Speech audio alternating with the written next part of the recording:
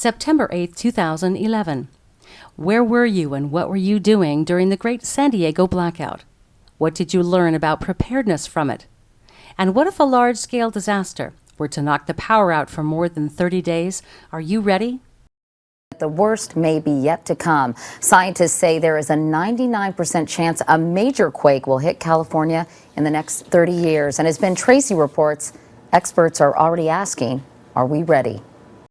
A recent article in the Los Angeles Times shares earthquake expert Thomas Jordan's concern. His article is titled, "Overdue and Unprepared for the Big One." He says the San Andreas Fault could shake any day now, but Southern California behaves as if it will never happen. Basically, the San Andreas Fault is locked and loaded and ready to rumble. Thomas Jordan is director of the Southern California Earthquake Center. As a seismologist, of course, the longer we go without a big earthquake, the more nervous I get. With prep counts, the first step to creating an effective disaster plan, especially for your family, is understanding what you're going to be faced with after a large disaster hits. No two disasters are exactly alike, and as it pertains to earthquakes, and especially pertaining to the San Andreas earthquake that has the potential of striking here on the West Coast, people will be faced with some very serious disruptions and shortages with food, water, and also power outages.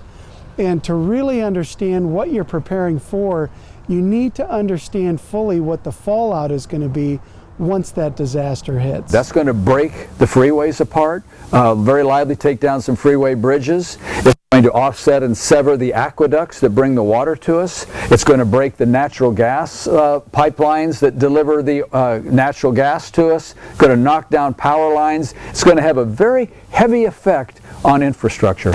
The state of California, in connection with the Great California Shakeout, highlights the potential outcome of a major earthquake triggered by the San Andreas Fault.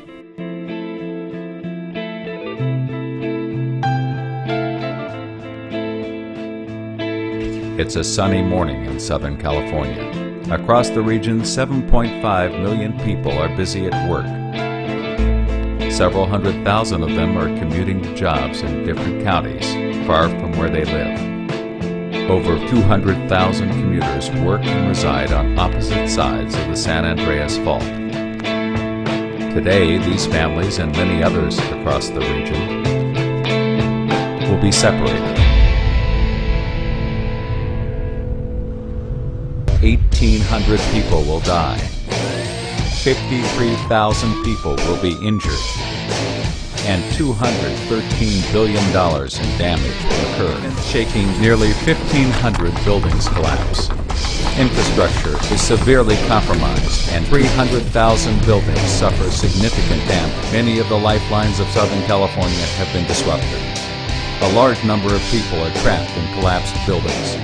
Over 1,600 fires start, some turning into super conflagrations. Millions of people are trying to use their phones, causing the system to become overloaded.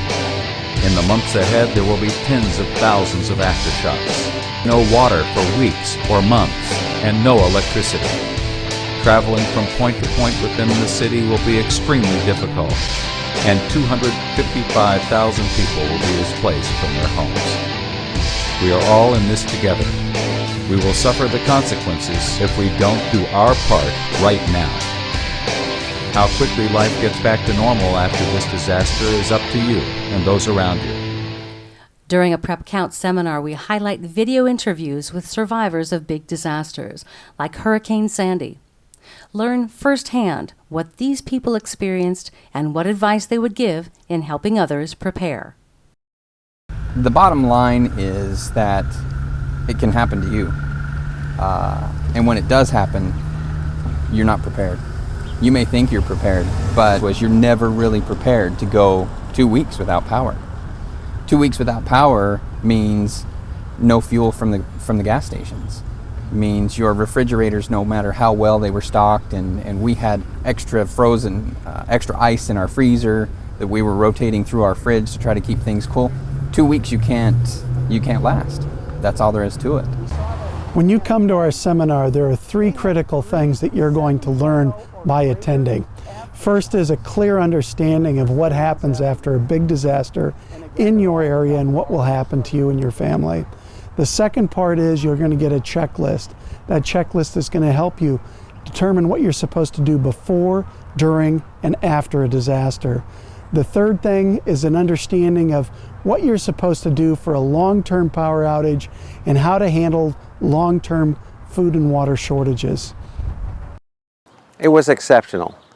We probably had more at that particular seminar than we had on a number of other functions that we had going on at that particular time. So we had a great evening, and the presentation was mind-boggling. I mean, a lot of people were getting information that they hadn't even heard of before, especially when it relates to both earthquakes and tsunamis and some of the difficulties that we could have in the way of disasters in this area.